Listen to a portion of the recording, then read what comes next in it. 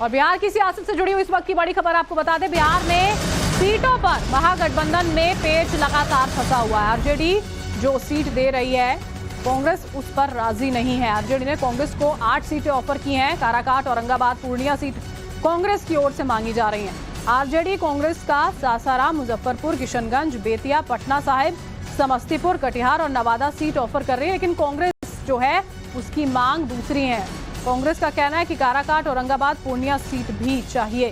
दरअसल कांग्रेस काराकाट से मीरा कुमारी के बेटे अंशुल कुमार को उतारना चाहती है और वहीं औरंगाबाद से निखिल कुमार, अवधेश कुमार को टिकट मिल सकता है।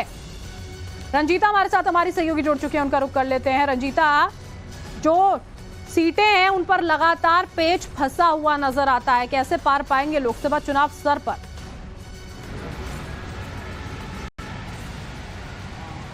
बिल्कुल, देखिए कांग्रेस के लिए मुश्किलें खत्म नहीं हो रही है।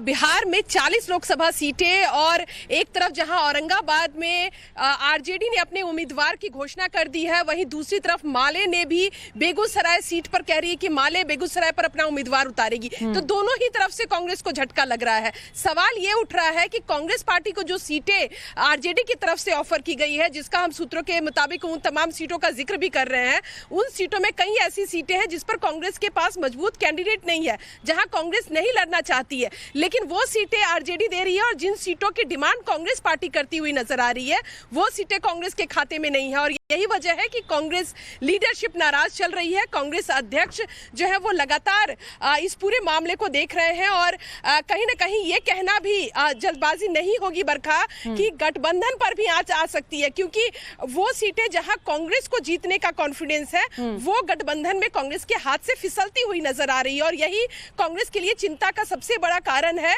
जिस वजह से ये तमाम जो प्रक्रिया है वो की जा रही है। जो बिहार कांग्रेस के अध्यक्ष है अखिलेश प्रसाद सिंह, उन्होंने कल देर रात तक पटना में बैठक की, आज वो दिल्ली पहुंच चुके हैं। लीडरशिप को तमाम जानकारियां दी जा रही है और लगातार बार्गेनिंग का दौर जो है वो कांग्रेस और आरजेडी के बीच चल रहा है। कांग्रेस अपनी मांग पर अड़ी है और बीजेपी और कहीं ना कहीं आरजेडी जो है वो 8 सीटें जिसकी डिमांड जो है वो कर रहे हैं कांग्रेस पार्टी, वो देने को तैयार नहीं है। तो ऐसे में गठबंधन कहाँ जाएगा, गठबंधन का क्या भविष्य है, जिस तरह से आप जिक्र कर रहे हैं कि गठबंधन पर भी यहाँ पर आज आ सकती है।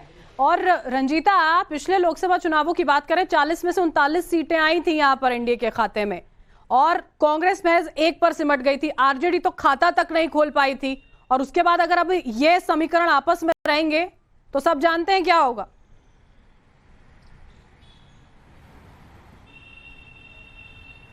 बिल्कुल बिल्कुल, और यही वजह है कि कांग्रेस भी कहीं ना कहीं दबाव की राजनीति कर रही है इस पूरे मामले पर। कांग्रेस का कहना है कि हमारे पास तो 1 सीट थी, किशनगंज की सीट पर कांग्रेस का उम्मीदवार जीत कर आया था और आपके पास एक भी लोकसभा सीट नहीं है। विधानसभा से लोकसभा की तुलना न करें, विधानसभा में भले ही आरजेडी का परफॉर्मेंस अच्छा हो, लेकिन लोकसभा में 1 सीट कांग्रेस पार्टी के पास थी। तो ऐसे में कांग्रेस जो है वो अपनी जो कांग्रेस पार्टी को लगता है कि जो सीटें जीत सकती है, उन सीटों पर अपने दावे ठोक रही है। और देखना होगा कि किस तरह से ये तमाम समीकरण बनकर निकलकर सामने आते हैं या फिर गठबंधन जो है वो टूट की कगार तक पहुंचेगा। बिल्कुल, ये देखने वाली बात होगी कि वाकई में क्या ये गठबंधन टूट की कगार पर पहुंच जाता है अगर इसी तरह से सीटों पर पेच फंसा रहा। बहुत बहुत शुक्रिया रंजीता, इस तमाम जानकारी के साथ आप जुड़िए। बढ़ेंगे आगे, नजर डालेंगे